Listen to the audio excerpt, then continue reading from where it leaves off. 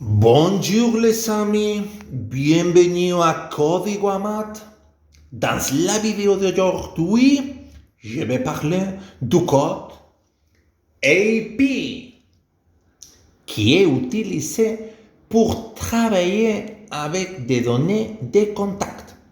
Je vais également faire des brèves mentions à code AMABSR qui remplacent parfois les codes AP.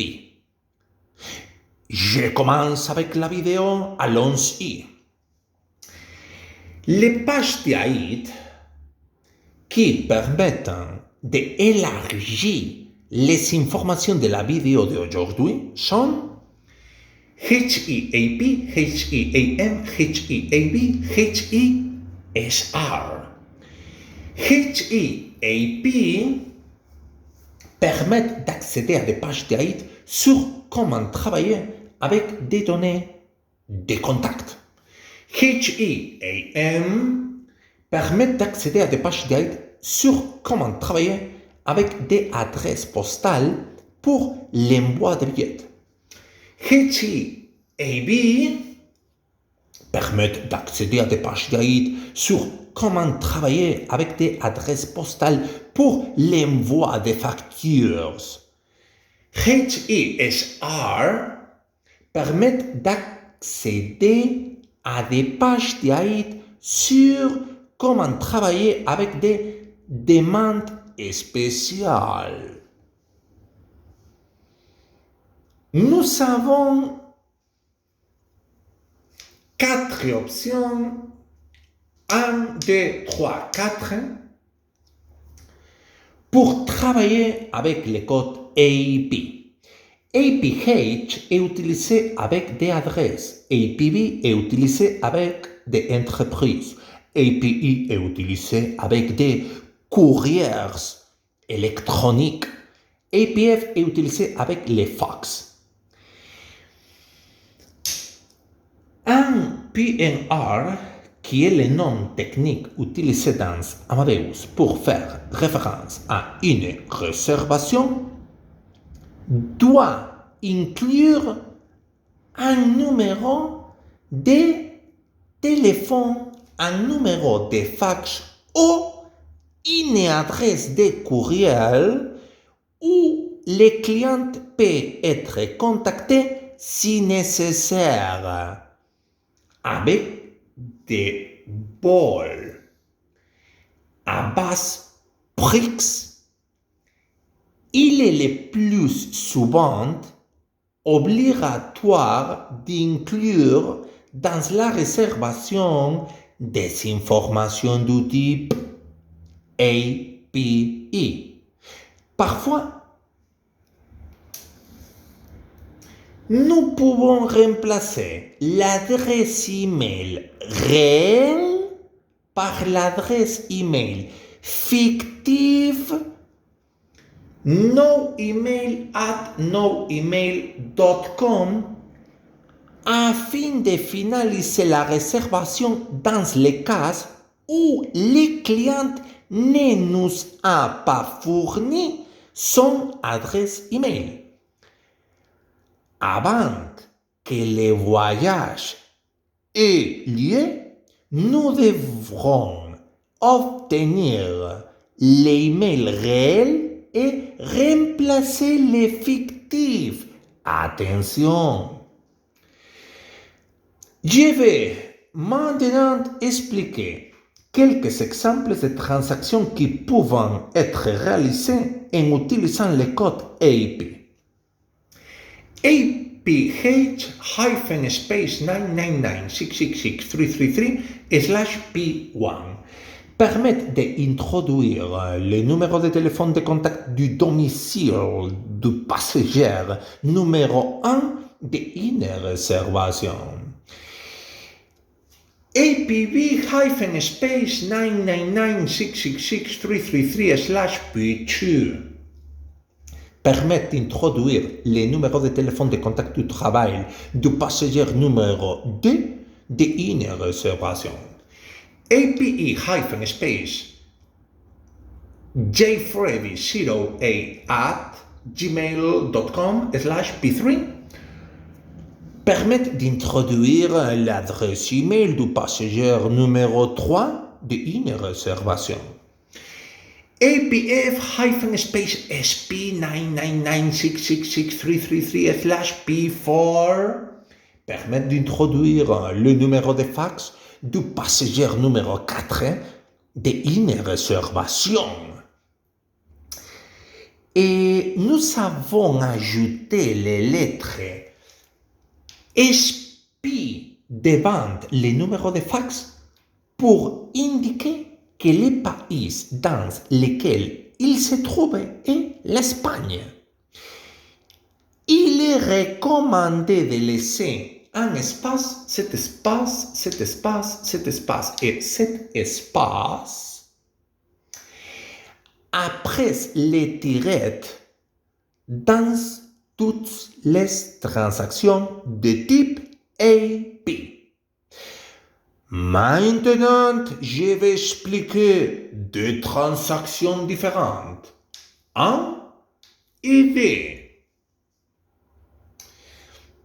La première, ici, permet d'entrer les mêmes numéros de téléphone professionnels pour tous les passagers d'une réservation, tout en indiquant en même temps par les lettres MAD que l'emplacement est la ville espagnole de Madrid. Cette transaction permet d'entrer les numéros de téléphone du domicile du passager numéro 3 d'une réservation en indiquant également par les lettres MAD que l'emplacement est la ville espagnole de Madrid. Passons à un autre exemple. Ici, permet d'entrer les noms du contact qui dans ce cas est un agent de voyage nommé José. En même temps, nous indiquons le nom de l'agence de voyage pour laquelle il travaille, qui est Viajes Freddy, et le numéro de contact qui est précédé par l'abréviation espagnole TLF pour que nous sachions que le numéro qui suit correspond à un téléphone. Cette transaction nous permet d'observer qu'après le code AP, nous pouvons introduire un texte libre dans lequel nous pouvons écrire des informations très variées. Passons à un autre exemple.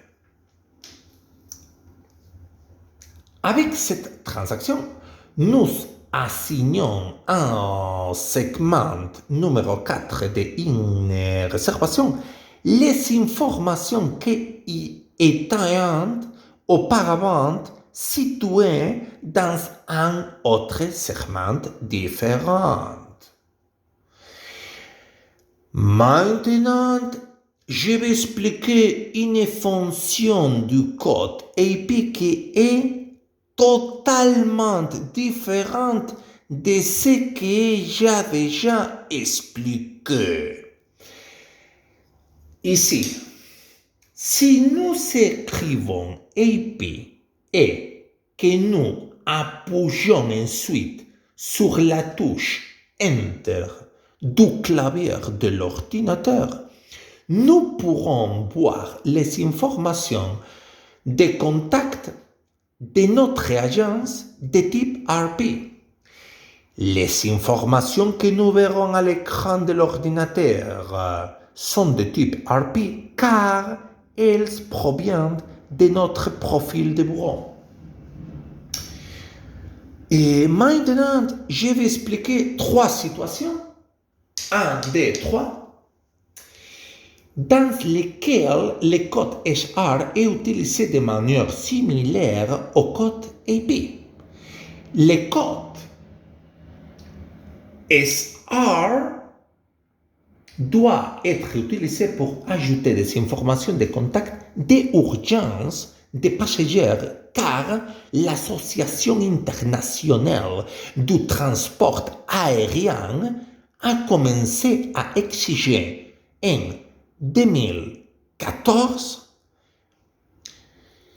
des informations extraordinaires de contact en cas d'anomalie de dernière minute sur le vol.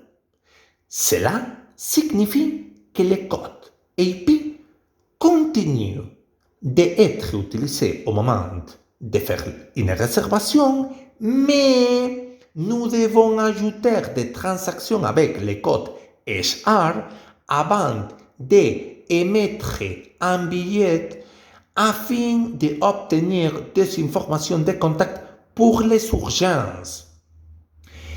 La première option, HRCTCM,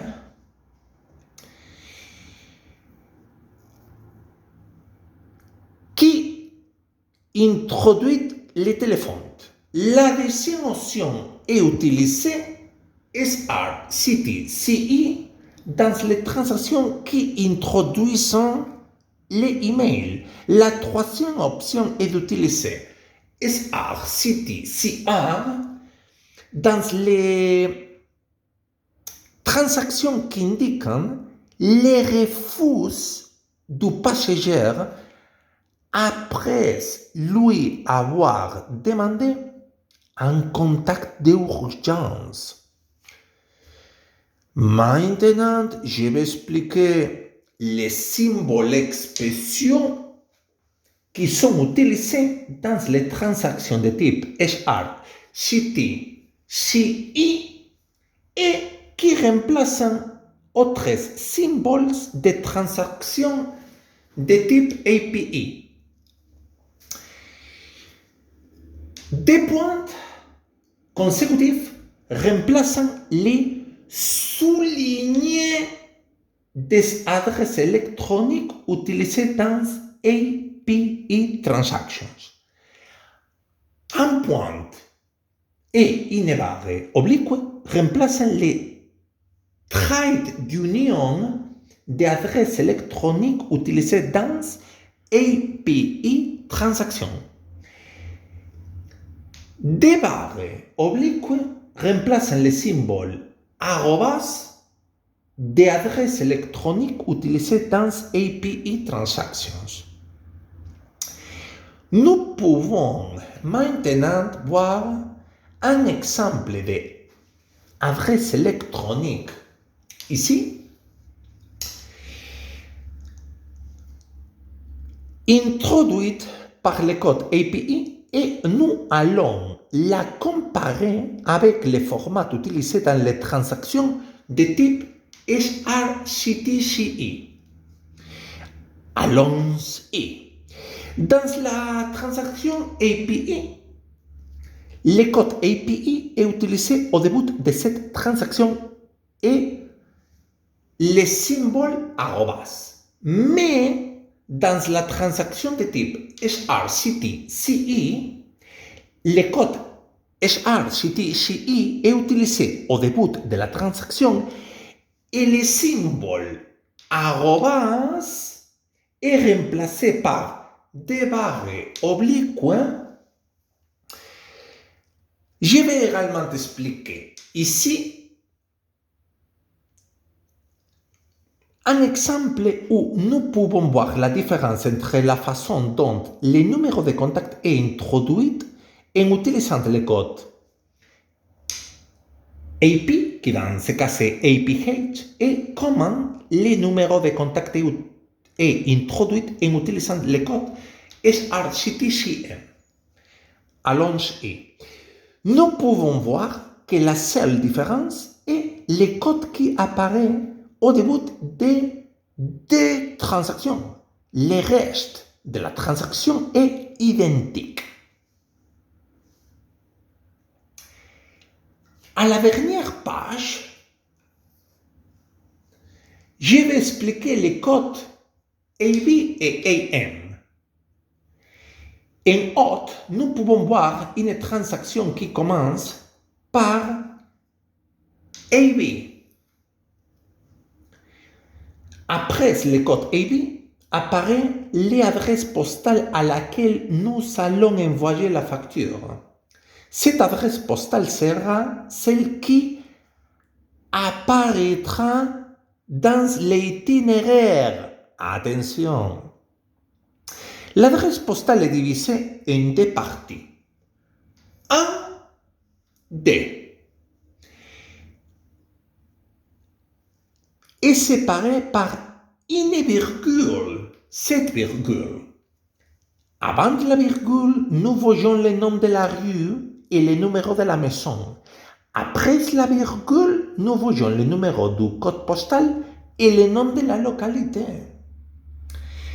À la fin de la transaction, nous pouvons voir une barre oblique et P6. Cela sert à indiquer que l'adresse postale pour envoyer cette facture n'affecte que le passager numéro 6 de la réservation concernée. La virgule indique que l'information qui apparaît après cette information seront imprimées sur la page suivante. Nous pouvons également voir un exemple avec une transaction de type AM ici.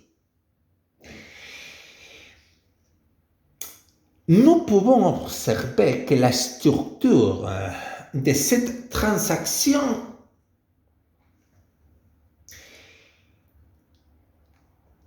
est identique à la structure de la transaction qui commence par AB. La seule différence est que les transactions de type AM servent à envoyer des billets aux clients. Enfin, nous voyons la transaction 10/P6 qui est utilisée pour associer le passager numéro 6 d'une réservation avec l'adresse postale de contact qui apparaît dans le segment numéro 10 de cette réservation. Les amis, nous sommes arrivés à la fin de la vidéo. Les vidéos suivantes fonctionneront de la même manière que je l'ai fait, c'est-à-dire expliquer chacun des parties d'Amadeus aussi largement que possible. N'oubliez pas de vous abonner et d'aimer cette vidéo si vous avez aimé cette vidéo. N'oubliez pas de les partager avec toute personne qui pourrait être intéressée.